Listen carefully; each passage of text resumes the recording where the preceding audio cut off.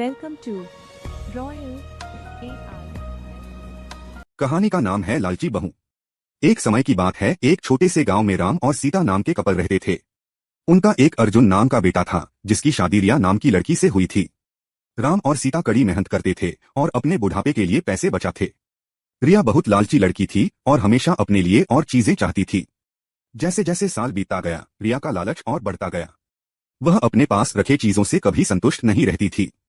वह हमेशा अपने सास ससुर से महंगे तोहफे मांगा करती थी और उनके बचाए हुए पैसों में से भी कुछ हिस्सा अपने लिए मांगती थी। राम और सीता बहुत ही अच्छे पेरेंट्स थे, इसलिए उसकी सारी जरूरतों को पूरा करते थे ताकि परिवार में शांति बनी रहे। वह अपने पति अर्जुन के ऊपर भी दबाव डालती थी कि वह अपने माँ बाप से पैसे और संपत्ति मांगे।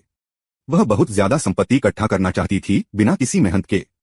एक दिन राम और सीता ने यह फैसला लिया कि वह रिया को सबक सिखाएंगे। वह उसे बुलाते हैं और बोलते हैं कि बेटा, हमें तुमसे कुछ जरूरी बातें करनी है। हमने यह फैसला लिया है कि हम अपनी जायदाद का कुछ हिस्सा अपने बच्चों में बांटेंगे और उसका कुछ हिस्सा तुम्हें भी देना चाहते हैं। रिया खुशी से झूम उठती है, क्योंकि वह हमेशा से यही चाहती थी। लेकिन राम और सीता के मन में कुछ और ही चल रहा था। उन्होंने एक पत्थरों से भरा हुआ बैग उसे दे दिया और बोला, बेटी, यह तुम्हारे हिस्से की संपत्ति है। रिया उस बैग को देखकर गुस्सा हो गई। उसने उस पत्थर से भरे हुए बैग को जमीन पर फेंका और जोर से चिल्लाते हुए बोली कि मेरी मजाक उड़ाने की तुम्हारी हिम्मत कैसे हुई? मुझे पैसे चाहिए, ये पत्थर नहीं। राम और सीता ने शांत तरीके से उसे समझाया और बोले, रिया, सच्ची संपत्ति सिर्फ पैसे और चीजों के बारे में नहीं है।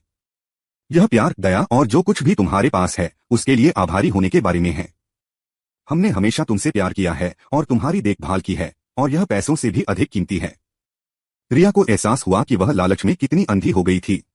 उसको अपने किए गए बर्ताव के लिए पछतावा होने लगता है। उसने अपने सास और ससुर से माफी मांगी और अपने तरीके बदलने का वादा किया।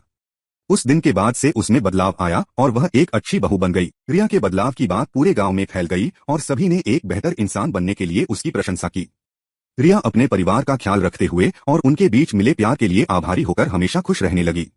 Thanks for watching the videos।